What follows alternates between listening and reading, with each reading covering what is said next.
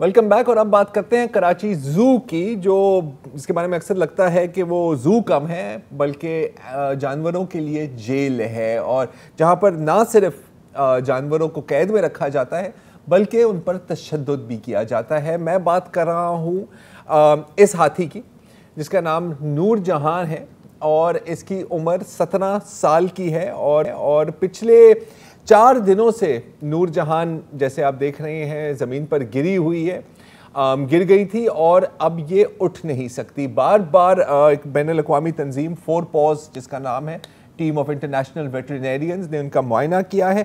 1 ماہ قبل بھی معائنہ کیا تھا جس میں پتہ لگا تھا کہ نور جہان کی پیٹھ کے اوپر ایک بہت بڑا ایک سسٹ سا بنا ہوا ہے, یورین اور سٹولز نہیں پاس کر سکتی, انتہائی بہت تکلیف میں ہے, اور نہ وہ چل سکتی ہے نہ وہ بیٹھ سکتی ہے. ابھی حال میں ہی 4 paws ٹیم دوبارہ آئی ہے, لیکن اب ان کا کہنا ہے کہ شاید نور جہان کا بچنے کا یہ چانسز بہت کم ہے. کون ہے ذمہ دار, اس پر بھی ہم بات کریں گے. ہمیں جوائن کیا ہے Katrina Hussain, journalist, animal rights activist.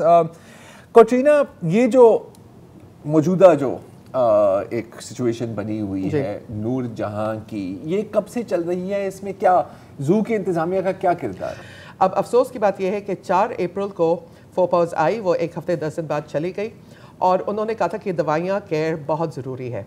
لیکن افسوس در افسوس نور جہاں مٹی پہ نہیں گری ہے, وہ تالاب میں گری ہے. ایک پونڈ ہے وہاں پہ جس کی ڈھلان تقریباً 45 ڈگریز ہے, اور وہ اس میں گری ہے, اور اس میں سے وہ تقریباً 11 گھنٹے نکلی نہیں, اس کو نکالا نہیں گیا.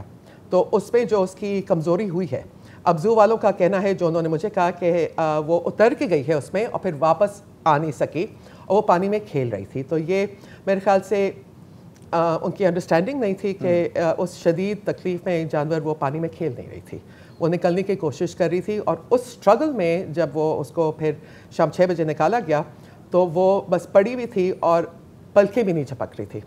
تو اس وقت ہم نے سمجھے تھے کہ یہی ختم.